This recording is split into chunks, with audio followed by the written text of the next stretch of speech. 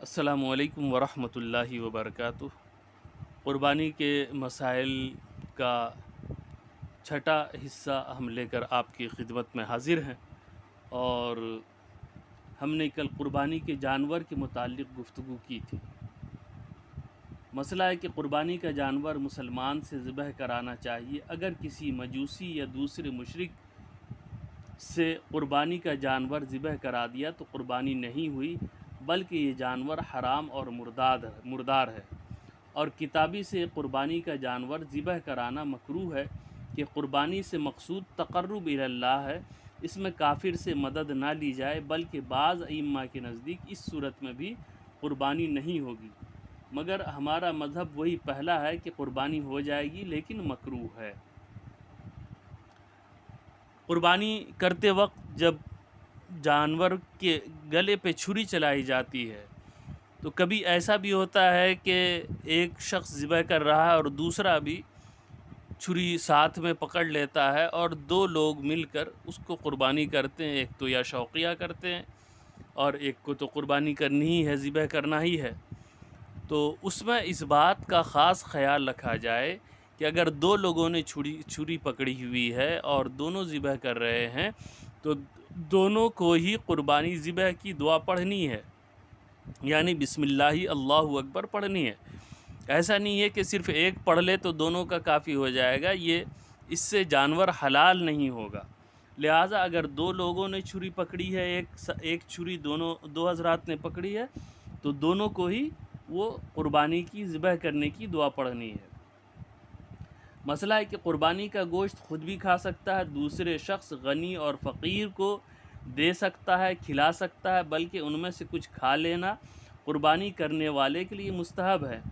بہتر یہ ہے کہ گوشت کے 3 حصے کرے، ایک حصہ فقراء کے لیے اور ایک حصہ دوست و احباب کے لیے اور ایک حصہ اپنے گھر والوں کے لیے۔ 1/3 سے کم صدقہ نہ کرے، اور کل کو صدقہ کر دینا بھی جائز ہے، اور کل گھر ہی رکھ لیے یہ بھی جائز ہے۔ کہ اگر فیملی بڑی ہے اور گوشت اتنا نہیں ہے کہ بھئی ہم تقسیم کریں تو گھر والوں کو میسر آ سکے، تو ایسی صورت میں تمام گوشت رکھ لینا بھی جائز اور درست ہے۔ 3 دن سے زائد اپنے گھر والوں کے کھانے کے لیے رکھ لینا بھی جائز ہے۔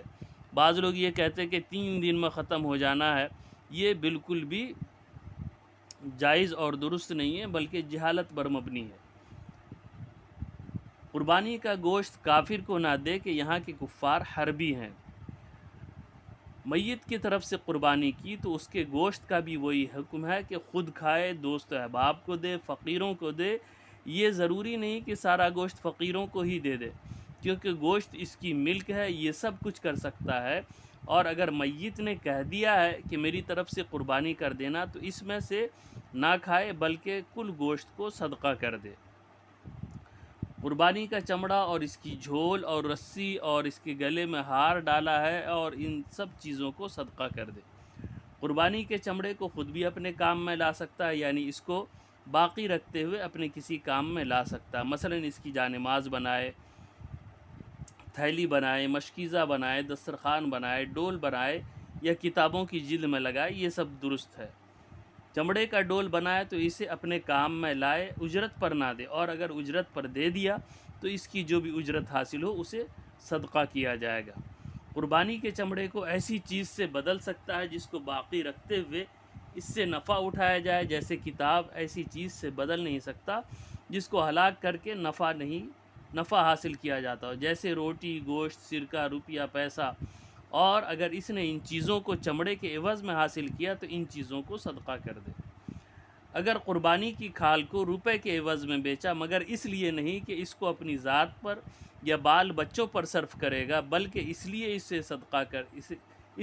اسے صدقہ کر دے گا، تو ایسا کرنا جائز ہے۔ جیسا کہ آج کل اکثر لوگ چرم کو مدارس دینیہ میں دیا کرتے ہیں، اور بعض مرتبہ وہاں کھال بھیجنے میں دقت ہوتی ہے تو اسے بیچ کر اس کی رقم بھیج دیتے ہیں، یا کئی شخصوں کو دینا ہوتا ہے، اسے بیچ کر قیمت ان فقراء پر تقسیم کر دیتے ہیں۔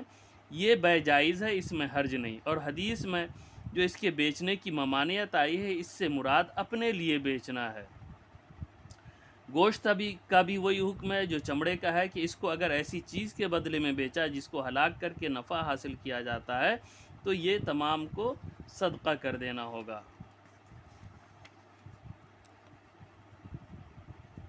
اسی طرح مسئلہ ہے کہ قربانی کا چمڑا یا گوشت یا اس میں کوئی چیز قصاب کو یا ذبح کرنے والے کو بطور اجرت نہیں دے سکتا کہ اس کو اجرت میں دینا بھی بیچنے کے معنی میں ہے۔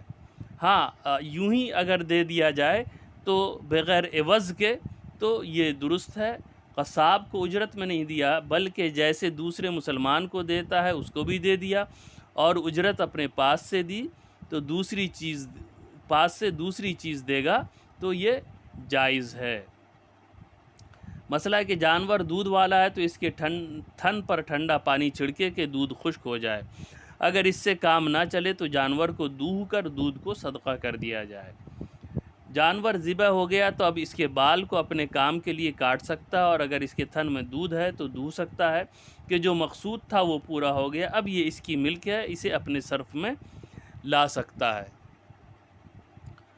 قربانی کے لیے جانور خریدا تھا، قربانی سے پہلے اس کے بچہ پیدا ہوا تو بچے کو بھی ذبح کر ڈالے، اور اگر بچے کو بیچ ڈالا تو اس سے جو قیمت حاصل ہوئی ہے وہ صدقہ کرے، اور اگر نہ ذبح کیا نہ بیچا اور ایام نحر گزر گئے تو اس کو زندہ صدقہ کر دے، اور اگر کچھ نہ کیا اور بچہ اس کے یہاں رہا اور قربانی کا زمانہ آ گیا، یہ چاہتا کہ اس سال کی قربانی میں اسی کو ذبح کرے تو ایسا نہیں کر سکتا، اور اگر قربانی اسی کی کر دی تو دوسری قربانی بھی کرے کہ وہ قربانی نہیں ہوئی اور وہ بچہ ذبح کیا ہوا صدقہ کر دے، بلکہ ذبح سے جو کچھ اس کی قیمت میں کمی ہوئی ہو اسے بھی صدقہ کرے۔ انشاءاللہ اس سلسلے میں ہم مزید مسائل لے کر کل آپ کی خدمت میں حاضر ہوں گے۔ السلام علیکم ورحمۃ اللہ وبرکاتہ۔